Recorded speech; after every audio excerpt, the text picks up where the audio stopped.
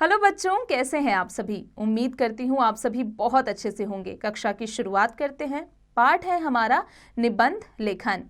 निबंध शब्द में दो शब्दों का मेल है, नी जमा बंध, यानी बंधन रहित।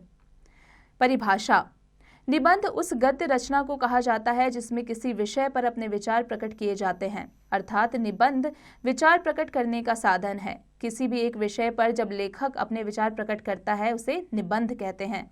ये विचार क्रमबद्ध रूप से प्रकट किए जाते हैं। निबंध का शाब्दिक अर्थ है नी भली प्रकार, बंध यानी बंधा हुआ। निबंध लिखते समय इन बातों का ध्यान रखिए।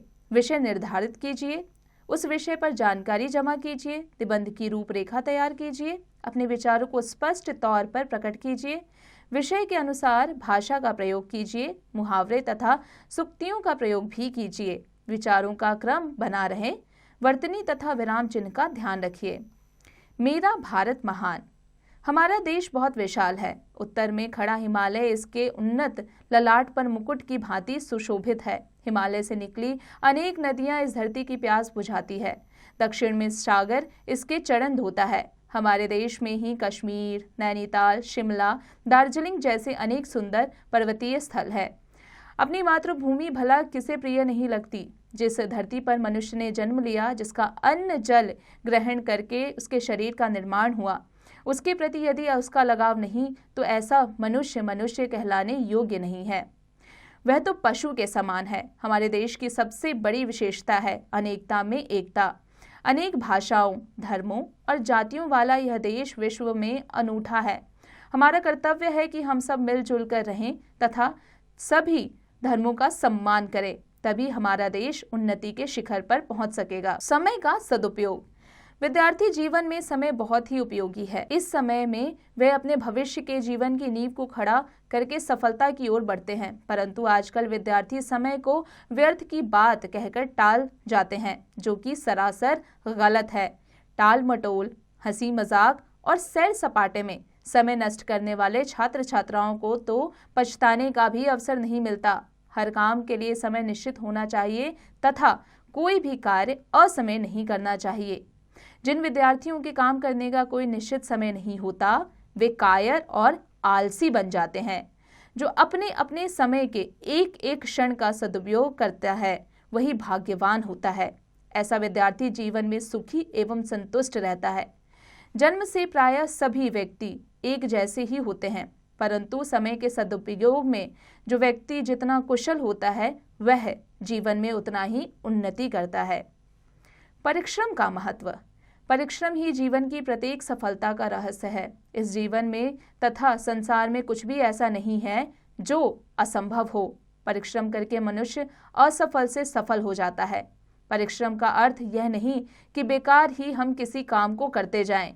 जब किसी उद्देश्य को लेकर निरंतर परिश्रम किया जाता है, निरंतर कार्य किया जाता है, तो उसमें सफलता अवश्य मिलती है। परिश्रम दो तरह का होता है, मानसिक श्रम और शारीरिक श्रम। बुद्धिजीवी वर्ग मानसिक श्रम करता है, श्रमिक वर्ग शारीरिक श्रम करता है। परिश्रम किसी भी तरह का हो, आलस्य उसका सबसे बड़ा दुश्मन है। इसलिए आलस्य जैसे दुर्गुण का हमेशा त्याग करना चाहिए। आलसी व्यक्ति का तो भाग्य भी सो जाता है।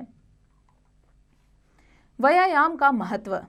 मनुष्य का शरीर ही धर्म साधना का साधन है। यदि मानव शरीर स्वस्थ है तो उसके द्वारा सभी प्रकार की साधना हो सकती है। मनुष्य जीवन के 4 लक्ष्य हैं, धर्म, अर्थ, काम और मोक्ष।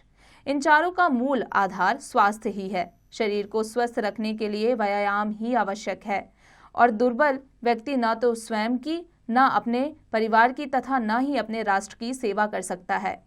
व्यायाम के द्वारा शरीर को पुष्ट बनाया जा सकता है। व्यायाम करने से शरीर तो पुष्ट होता ही है, मानसिक विकास भी होता है। व्यायाम से आयु बढ़ती है, मांसपेशियां सुदृढ़ होती है, शरीर में रक्त का संचार होता है, पाचन शक्ति ठीक रहती है, आलस्य कोसों दूर भागता है, स्वस्थ व्यक्ति प्रसन्नचित्त रहता है तथा उसके कार्य करने की क्षमता में विकास होता है। वृक्ष की आत्मकथा। नगर के मुख्य चौक पर खड़ा मैं बरगद का विशाल वृक्ष हूँ। मेरी शाखाएं जड़ों की तरह लटक रही हैं। समय बीतते बीतते मेरा रूप भी विशाल होता गया और आज 150 वर्ष बीत जाने पर भी मैं ज्यों का त्यों खरा हूँ। मैंने ज़माने बदलते देखे हैं। जब मैं छोटा सा था तो हमारा देश गुलाम था। न जाने कितने क्रांतिकारी मेरी छाया में बैठकर आज़ादी के सपने देखा करते थे। उनकी निष्ठा, बल, साहस देखकर मेरी छाती गर्व से फूल जाती थी तथा मैं झूम झूम कर ठंडी हवा के झोंकों से उन्हें प्यार से सहलाता था। हाँ, उन दिनों की बात ही अलग थी। तब न तो इतनी आबादी थी, न इतनी आपाधापी। स्वच्छ हवा चलती थी तथा मेरे पत्ते हर समय हरे हरे दिखाई देते थे। मुझे अपने हरे भरे रूप पर बहुत गर्व था। मेरी छाया में बैठकर गायें जुगाली करती थीं, बच्चे खेलते थे तथा ढेरों चिड़ियाओं ने मुझे अपना घर बनाया हुआ था। सुबह सुबह ही सब अपने घोंसलों से निकलकर चहचहाने लगती थी तो मैं भी जाग जाता था और अपनी शाखाएं हिला हिलाकर नाचने लगता था। मैंने आज़ादी की लड़ाई देखी। मैंने देशवासियों पर होते अत्याचार देखे। एक बार तो निर्दयी अंग्रेजों ने कई नवयुवकों को मेरी शाखाओं पर लटकाकर फांसी दे दी। उस समय मैं रो पड़ा। फिर वह दिन भी आया जब आज़ादी का उत्सव मनाया गया। मुझ पर रंगी बल्ब और झंडियाँ सजाई गई। मैंने लोगों को उत्सव मनाते, नाचते, गाते और लड्डू खाते देखा तो मैं बहुत खुश हुआ। इसी प्रकार समय बीतता गया और मैं बूढ़ा हो गया। मैंने कई बार सुना कि सड़क और पुल निर्माण के लिए शायद मुझे काट दिया जाए। अब यदि मुझे काट भी दिया जाए तो शायद दुख नहीं होगा, क्योंकि अब जीना भी दुभर हो गया है। दिन भर वाहनों का शोर सुनकर मैं उब चुका हूँ। मैं साफ हवा के लिए तरसता हूँ। विषैली और मैली हवा से मेरा दम घुटता है। मैं सूरज की किरणों का आनंद भी नहीं ले पाता, क्योंकि मेरे पत्तों पर चिकनी काली राख सी जम गई है। बच्चों, अब इसके अभ्यास कार्य पर आ जाते हैं। बच्चों, उम्मीद है आज की कक्षा में हमने जो भी पढ़ा वो आपको अच्छे से समझ में आ गया होगा। अब इसका अभ्यास कार्य आप स्वयं कीजिएगा।